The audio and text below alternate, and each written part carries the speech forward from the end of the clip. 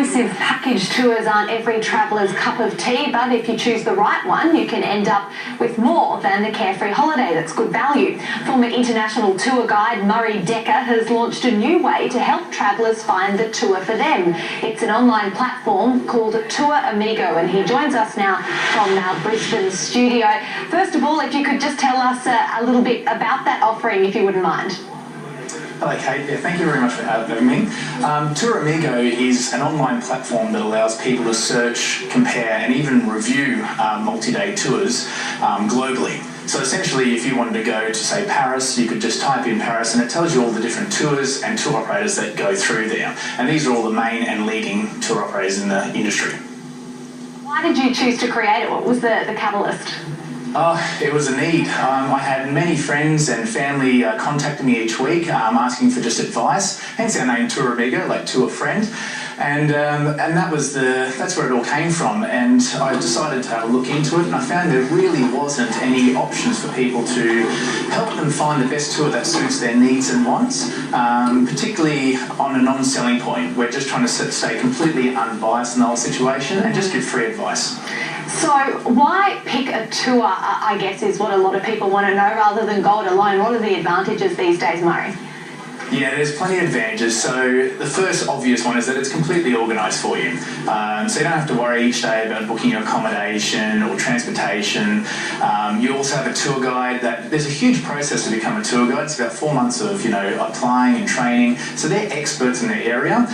So you don't suffer from the big FOMO, the fear of missing out, because basically they will have everything organised for you, and they know the best things to do there as well.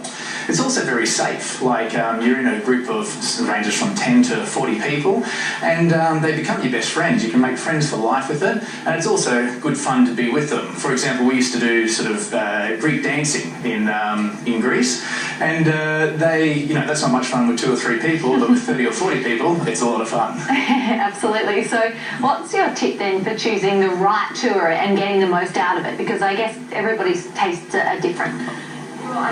Definitely, yeah. It comes down to your needs and wants. So we're all a bit different, and we all know what we want out of a tour. So it comes down to your style, and that's what we've created TourAmigo for. It sort of allows you to choose your different styles of travel, your budget, how long you want to go for. Usually duration's a big factor in choosing the right tour for you.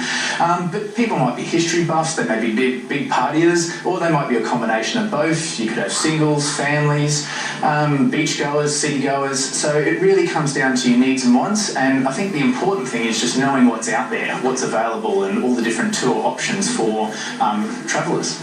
Yeah, because when people think of tours, I guess some people envisage busloads of tourists driving from site to site, hopping on and off the bus, taking photos. Are tours still like that? Definitely, there's different parts of it. The tour operators nowadays are getting very innovative. They're finding off the beaten paths, but obviously once it spreads around that these are amazing spots, in 2 or 3 seasons time everyone's going there. So everyone wants to see the major sites, and there's no avoiding that there's going to be other people there. So sometimes you will have that, but the good tour operators will take you to different locations as you go along. But people do want to do that bucket list. They do want to tick off like the Leaning Tower of Pisa, and there is going to be other people there. I remember that I used to have groups that we watched these amazing sunsets in these beautiful locations, and a girl came up and said, "This is an amazing place, Murray, thanks for bringing us here. It's a pity about all the tourists." And it was just very funny because we were the tourists there as well. So it's just, you got to expect that other people are going to be there and want to see these destinations. And I guess there are smaller tours as well that people can go on without so many hordes. Definitely, yeah, and that's where the tour industry is going down. There's a lot more sort of venture, more boutique style tours where there's, it ranges from 8 to 15 people on a tour. There are still those big tours that have 40 or 50 people on it as well, and they're a lot of fun. But it comes down to what your needs are and what your wants are. And what are the trends at the moment when it comes to organised tours? Yeah, it's coming definitely down to an adventure style tours. And more sort of boutique. So we're not just saying you have to only do tours. Independent travel is great, but a combination of both is a perfect scenario for when you travel, because these tour guides will show you the best things to see in those locations. You won't miss out on anything. Also festivals. Festivals are becoming a big thing, and there's a lot of festival companies, new tour operators that are concentrating on festivals, and a lot of more people are turning to online travel as well. So they're doing a lot of research online first to know exactly what's out there. Yeah, and what are some of the more popular destinations at the moment? Destinations can go in and out of vogue, can't they? They can, definitely. And it definitely depends on the demographics and where different people will travel. So, for your younger demographic, 18 to 40, Southeast Asia is huge, Europe is huge, particularly in the Mediterranean. And I predict, South America is very popular at the moment and increasing. And I predict that more people would be travelling a bit further north to Central America as well. So it just really depends on your age group and where they're going. You might find that people would be more interested in an old demographic in the Galapagos, more organised and fully set tours. And I found that Africa has been a big popular one for the older demographic. And finally, if you can just end us up on the weirdest thing you ever did on a tour, Murray?